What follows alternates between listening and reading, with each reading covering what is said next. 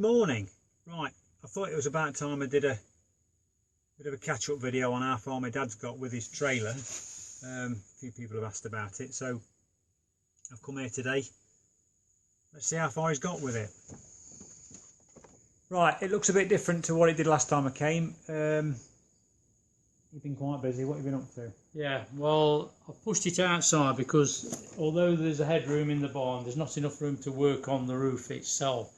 So we've pushed it outside. I made these tracks in the floor out of piling sheets so that it guides the trailer back in on its own when we push it back in, and it keeps it squared up.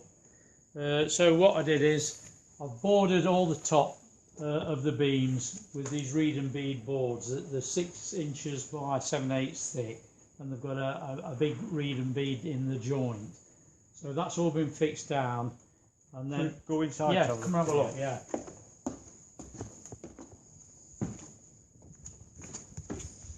Before we go any further, don't worry too much about sanding all your H's. Yeah.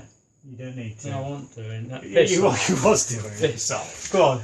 Talk normally. No, these are the reed and bead joints, and as you can see, they show up well.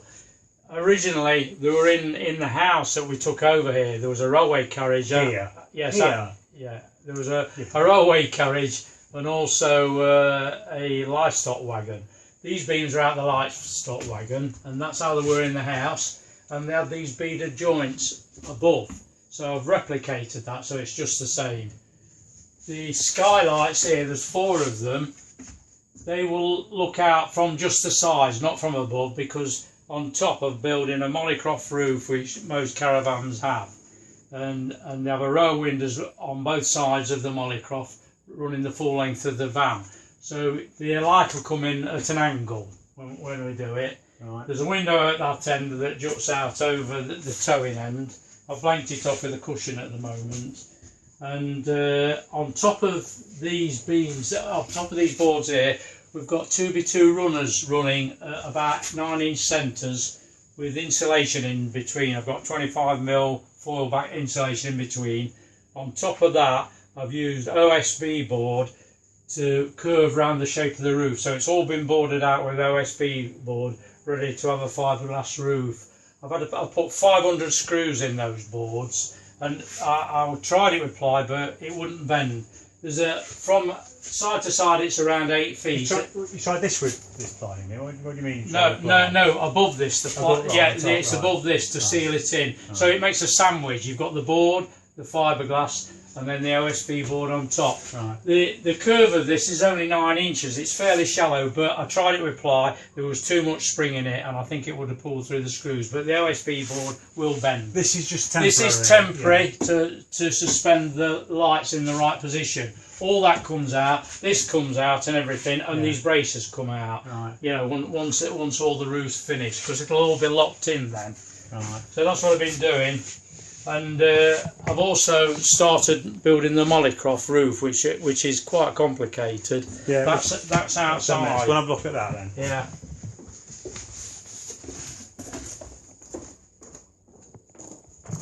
This is the Molycroft roof here that I'm going to put on when it's finished. There's quite a lot of work in it. This is the roof section. What happens on here is we have a metal sheet on that's powder coated green, and it'll crank down here about 1.5 inches, so it just laps over the edge.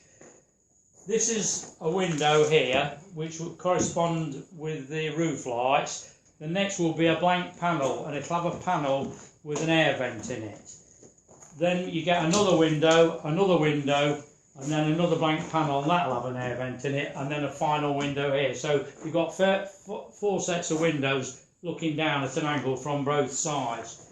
If you look under here, yeah, if you look under here, this is fully insulated, and it's got a plywood ceiling underneath. So this will all be painted inside white to reflect the light. What I've done, I'll just shut that back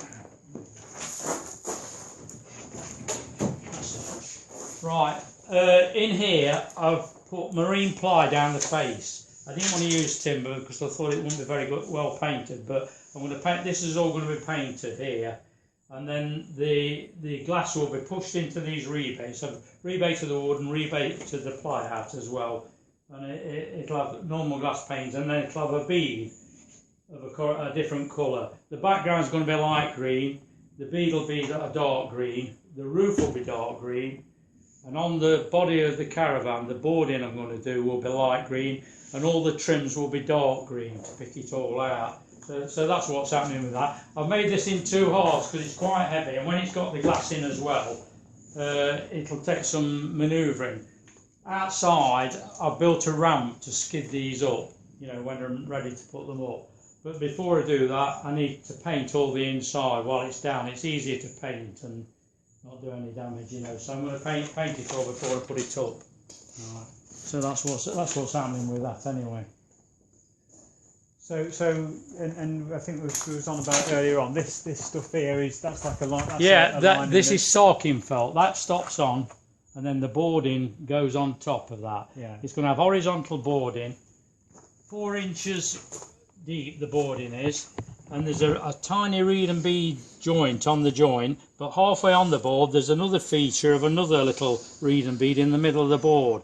On these gypsy caravans, they used to have narrow boards. Can't say gypsy. Well.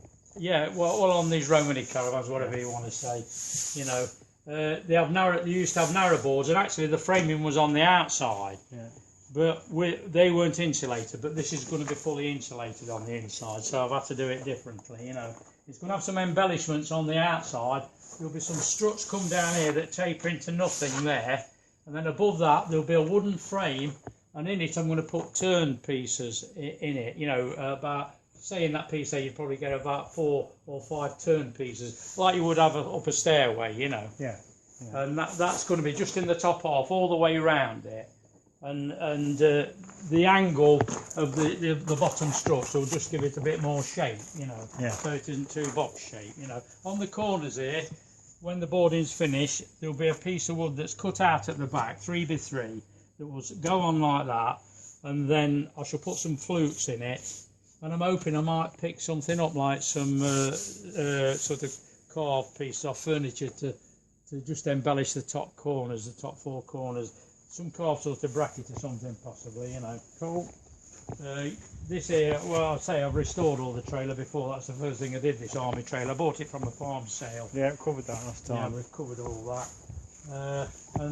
It took me some time because I've had to build all this scaffold and this ramp. This is a ramp I'm going to skid the frames up.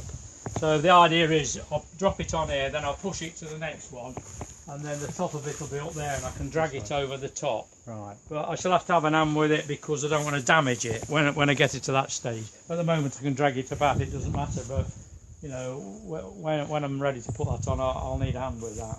Cool. Right, well that's... So the next thing is fiberglass in the roof. Right. I've got a fiberglass it all before I drop the Mollycroft on, and then seal the Mollycroft roof on. Right. And when's that all starting? Well, I'm trying to get on with it now. I've got a few things to sort out. I want to put a gutter on it that's very narrow, a narrow gutter that doesn't show on much. And we're going to try and make that up. One that just slots in, you know, right. Like they have used to have on trains. Yeah. It's a narrow gutter and fairly deep. And then you have a little spout at either end, and the water shoots out from either end. Right. So I've got to get that sorted out, so we can get somebody to bend that for me, you know. Cool. So that's it then. Right. Okay. Well, we'll catch up in another month's time and see how we got on. All right then. Thank you. All right. Cheerio. See ya.